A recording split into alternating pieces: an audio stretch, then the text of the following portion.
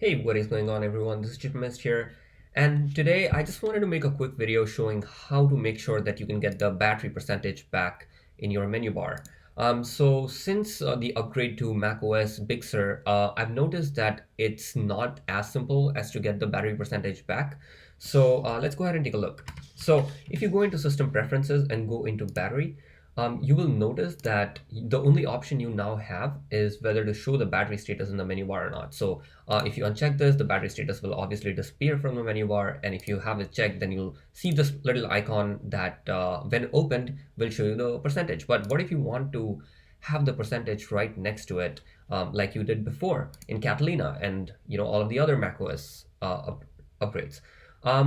There's a very easy way to get this back. But instead of going into battery, you're going to have to go into dock and menu bar. Once you're in dock and menu bar, you can scroll down and go to battery. And in there, you'll see this option to enable show percentage. And once you do that, your percentage for the battery will be right back in the menu bar. So just give it a second or so to make sure that it take effect. And once it does, it'll show up right on the menu.